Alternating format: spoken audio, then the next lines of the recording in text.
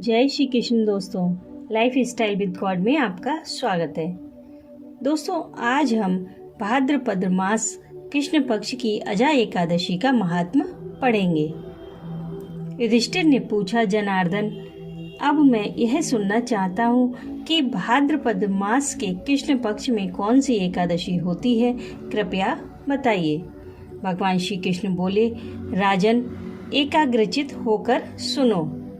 भाद्रपद मास के कृष्ण पक्ष की एकादशी का नाम अजा है और वह सब पापों का नाश करने वाली बताई गई है।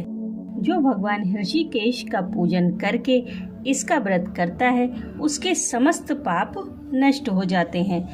पूर्व काल में हरिश्चंद्र नामक एक विख्यात चक्रवर्ती राजा थे, जो समस्त भूमंडल के स्वामी और सत्य प्रतिज्ञ थे।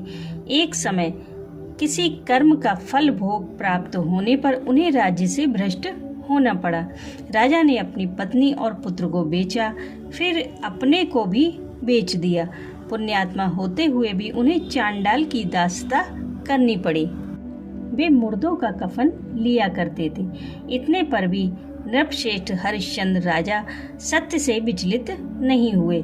इस प्रकार चांडाल की दासता करते हुए उनके अनेक वर्ष व्यतीत हो गए। इससे राजा को बड़ी चिंता हुई। वे अत्यंत दुखी होकर सोचने लगे, क्या करूं, कहाँ जाऊं, कैसे मेरा उद्धार होगा। इस प्रकार चिंता करते करते वे शोक के समुद्र में डूब गए। राजा को आतुर जानकर कोई मुनि उनके पास आए। वे महर्षि गौतम थे।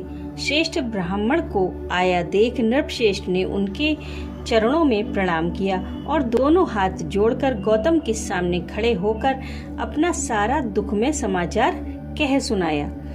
राजा की बात सुनकर गौतम ने कहा, राजन, भादो की कृष्ण पक्ष में अत्यंत कल्याणमयी अजा नाम की एकादशी आ रही है, जो पुण्य प्रदान करने वाली है।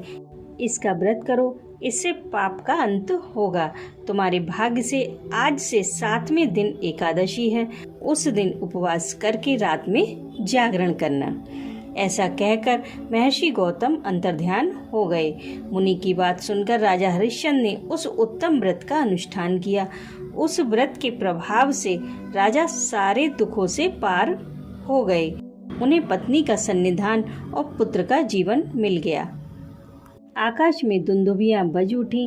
देवलोक से फूलों की वर्षा होने लगी। एकादशी के प्रभाव से राजा ने अकंटक राज्य प्राप्त कर लिया और अंत में वे पुरजन तथा परिजनों के साथ स्वर्गलोक को प्राप्त हो गए। राजा युधिष्ठिर, जो मनुष्य ऐसा व्रत करते हैं, वे सब पापों से मुक्त होकर स्वर्गलोक में जाते हैं। इस एकादशी का महात्म्य पढ़ने और सुनने से अश्वमेघ यज्ञ का फल मिलता है। बोलो एकादशी माता की जय।